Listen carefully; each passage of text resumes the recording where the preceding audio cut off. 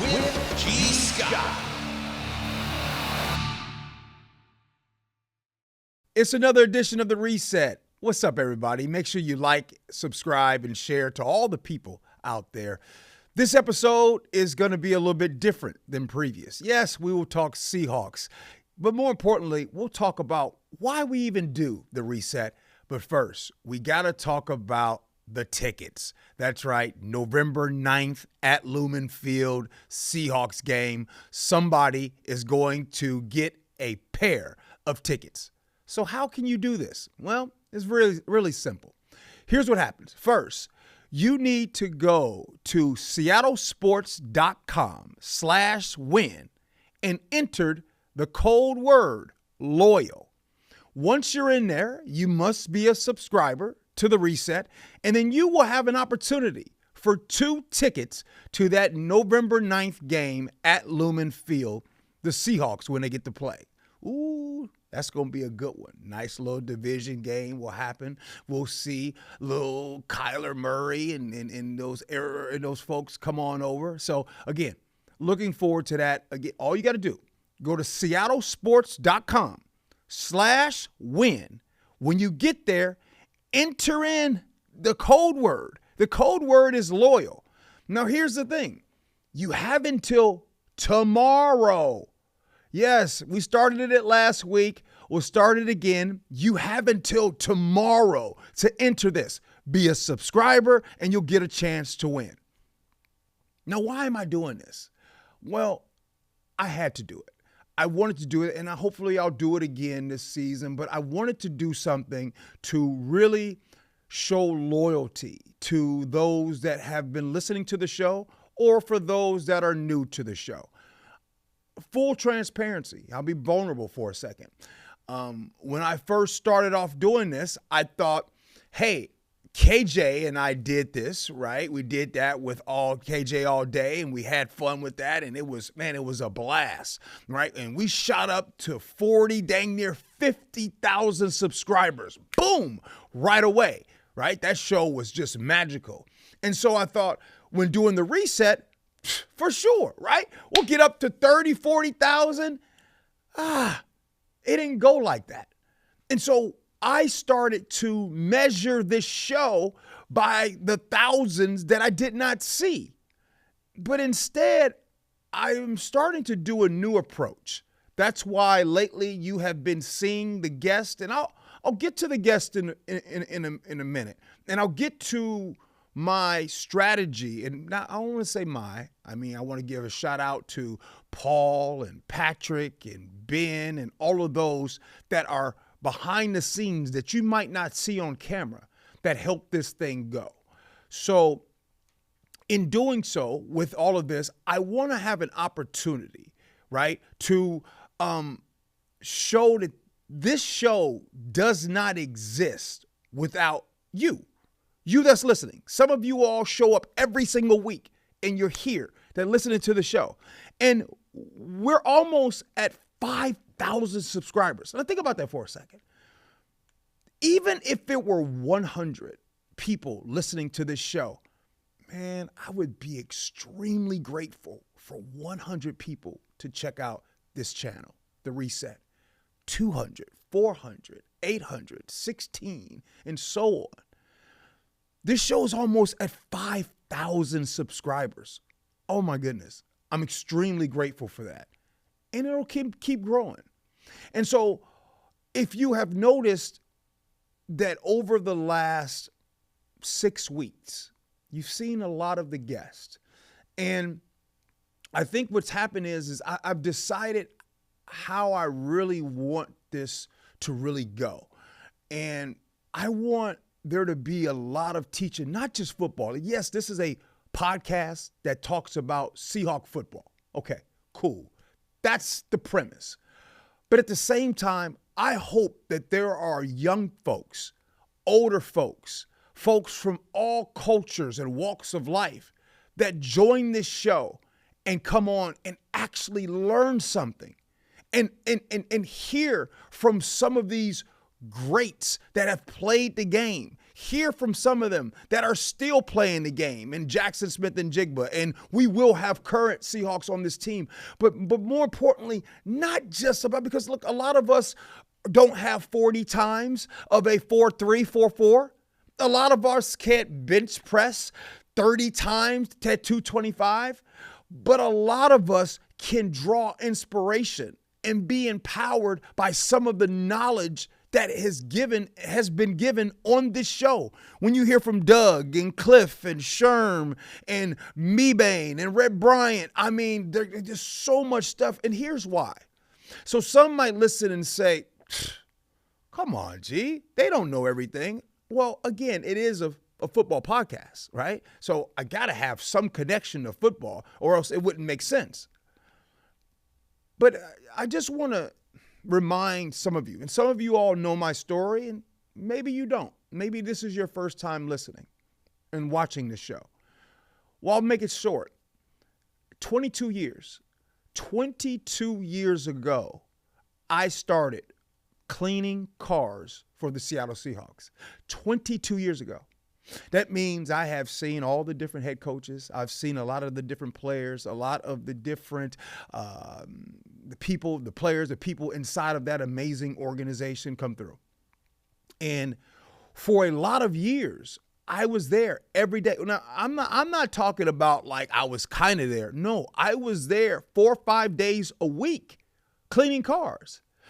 When they were building that championship team, when Pete Carroll first got there, I was there. During lunch breaks, right? It was opportunity to be inside of Mo Kelly's office. You probably heard Mo Kelly's office come up. And when they would take their lunch breaks, they would all be inside of that room. And I would just be there listening like a fly on the wall.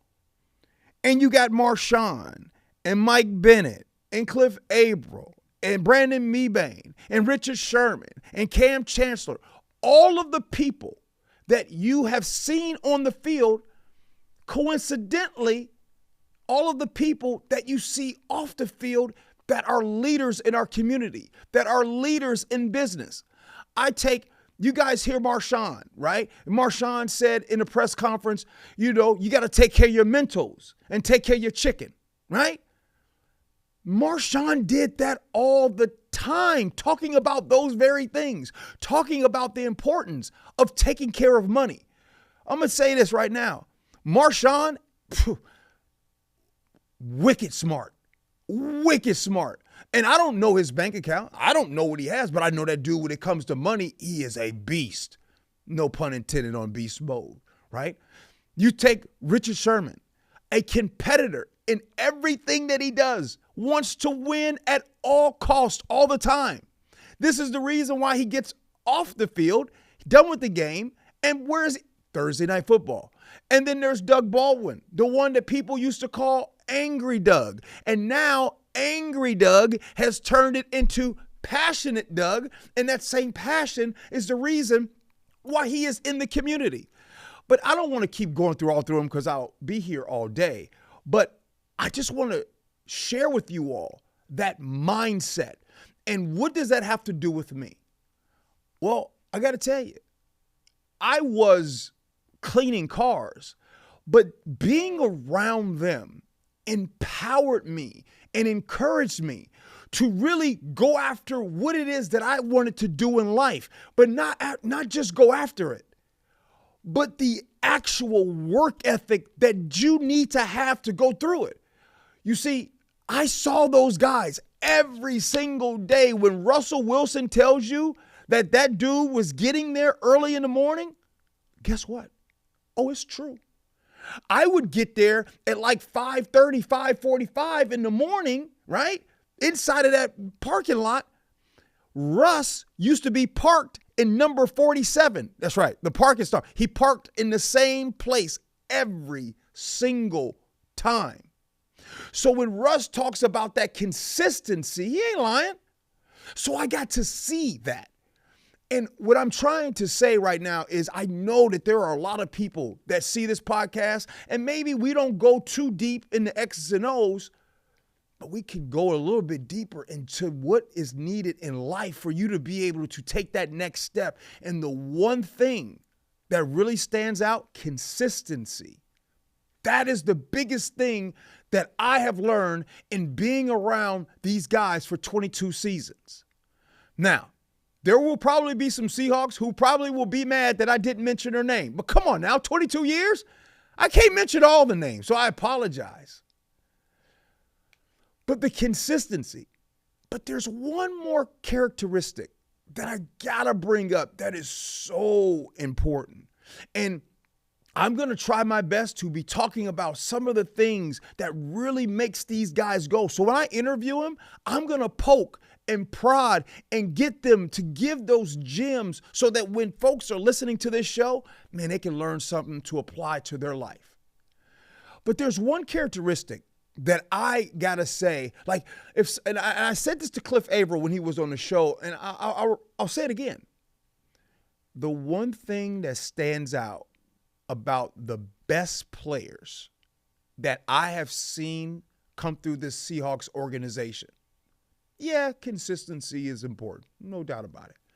But there's something else that I bet you don't expect for it to come across to be. Nice. Kind. You know, I know that sometimes there's this narrative of how a football player's, rough, tough, angry, all of those things. Sure, you got to be there. You got to be a dog on the field. No doubt. And I got to tell you, when you think of Cam Chancellor being on the field, I can pretty much tell you, and you can agree, and you tell me right back, Cam Chancellor caused professional football players to make business decisions out there on the field because of how hard and how scary and how intimidating that man was. That same Cam Chancellor is probably one of the kindest individuals that you'll ever meet in your entire life. I know I'm not wrong. I can do this all day till I'm blue in the face. Shout out to Rob Sims. And by the way, Rob Sims, we got to have him on the show because I will tell you about the time when I didn't have a place to stay and former Seahawk Rob Sims gave me that place. So there's a lot of history that I would love to share with you all. But more importantly, even though it was a bye last week, this really gave us a time to, watch this, reset, recalibrate, and re-talk about why it is that I say not just me, we, the producers and all of them, and you for listening, why we do this show every single week. And I want to keep continuing to share what I learned being around this organization all these years. What have I learned? I've learned discipline. I've learned humility. I've learned accountability. And those three things alone, right? When you can stand up right now and you look in the mirror in the bathroom and anything that you're going through right now, anything in your life, and you actually say, whoa. Before I blame anybody what's happening, I'm going to look at myself. And instead of using the index finger, because when you use the index finger, that finger right here is the point. But start using that thumb. Most people don't point with the thumb. With the thumb, it goes like this. And so that's some of the biggest things that I've learned. And if I can use my platform for anything, I would use it for that. I would use it to help inspire the next generation, the current generation, to be more kind, to be more consistent, to be more disciplined, to show more humility, and to show more accountability. Those things would make our world so much better. So if I can use this platform and use this podcast for good, I'm going to do that. And I want to remind you, the reset, it's not just always about sports. It's not just about all of the noise that continues to happen, because sometimes you don't need a lot of loud. Sometimes you need nice little consistency and some quiet time. And that's what I hope that we bring here. I've just said a second ago, it's been 22 years. And every now and then I want to do an episode where I can tell you guys some things. And, you know, I had no idea that life would, how can I say this? I had no idea that life would kind of be this way. I had no idea when I was cleaning cars for the players and the staff. I had no idea that it was actually shaping the way I think and the way I do things. It reminds me of The Karate Kid.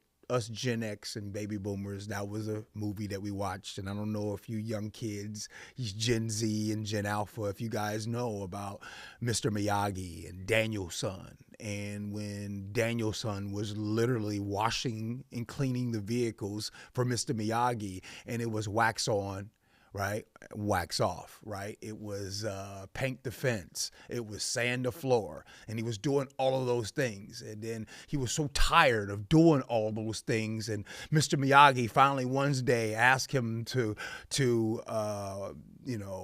wax on. And when he goes to block it, and the same thing.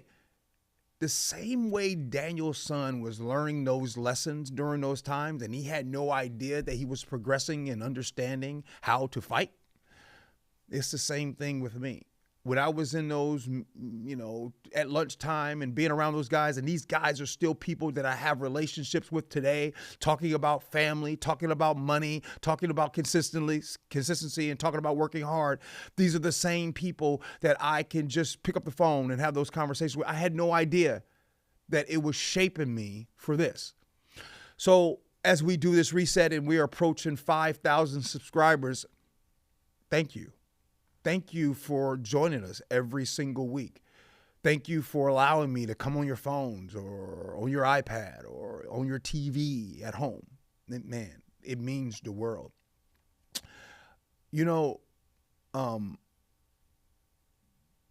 There's many, many stories that I can tell that have really been there. But I'll share one. How about I share one with you? And this is a story that, it's hard for me to tell because sometimes when I go to tell it, you ever go to tell a story and you go to tell that story and it brings you back to that moment? Like right now, you could tell a story, and as you're telling the story, it's real. Like you were there and only you could tell this story. Well, let's see. The year, I believe, was, I think it was 2011, if I'm not mistaken. 2011 or maybe 2012. And it was wintertime. It was in December. And I remember the weather was really bad during that time. And so what happened is car detailing was not good. Do you get your cars clean all the time when it's raining real bad? And it was nasty out. And I'm talking about my money was bad and I had bills due and I was struggling and people weren't getting their cars clean. And it was getting close to Christmas and I had kids.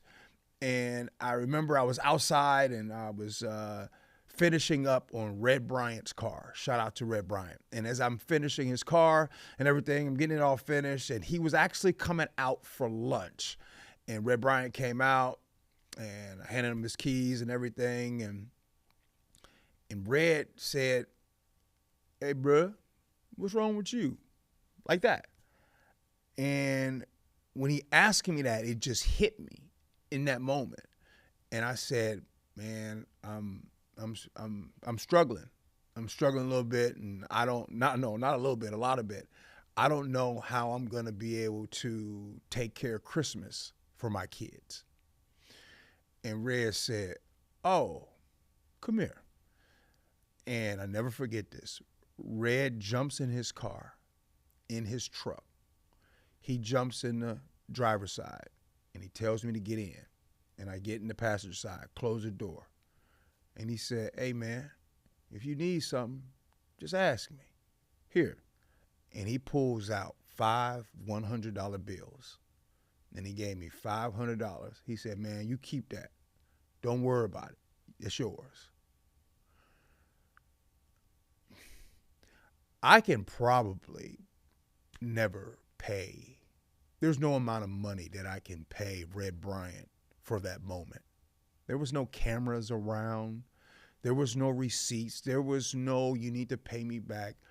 It was really a piece of help at a moment, at a vulnerable moment where I needed it, and he helped me. When I give and I do things, I always refer back to that moment of when Red Bryant was there for me. Shout out to you, Red. I'm grateful for that, man. That $500, that really did a lot for me during that time. So as we get ready to wrap up, I do want to remind you that the Seahawks do have a game this week. They travel out to D.C. to play against those Washington Commanders. You know, Bobby Wagner is out there. You remember Bobby Wagner? Yeah, future Hall of Famer, Seahawks legend, top 50, all that.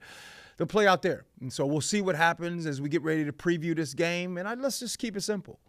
We want the Seahawks to take care of things, and it's a road trip. Right now, the Seahawks are 10-1 under Mike McDonald on the road, so they have been playing really well. It's going to be, a tough game. Either way, it's always tough. It's the NFL. You never look past any opponent. You never look past the future or anything like that. But we do know that right now the Seahawks are in first place, thanks to the Niners and what they have done in losing that game on Sunday. So the Seahawks, on their day off, right, moved and slid right into first place in the division. So they got that game, and then, of course, they'll come home and play against the Arizona Cardinals. That'll happen on November 9th. So that's it for me, and I'm glad you all, if you stuck around for this entire episode, thank you. It gave me a chance to really reset, if you will, and reestablish why it is that we, as I say we, why we do this show. And I hope that you guys continue coming back, and we will continue to have more guests to come on here and to empower not just you, but empower the world to do better and great things. So that's it for me. We'll do this again here soon, but remember, subscribe. We're close to 5,000. That's awesome. Don't forget, for a chance to go to the game at Lumen Field, Seahawks game, November 9th. 2 tickets. All you got to do, go to seattlesports.com/win, right? And the code word is loyal. That's right. The code word is loyal. Type that in, be a subscriber, and we'll see if you get a chance to win those tickets. That's it for me. I appreciate you for rocking with me. Love you for that. And as always, be kind.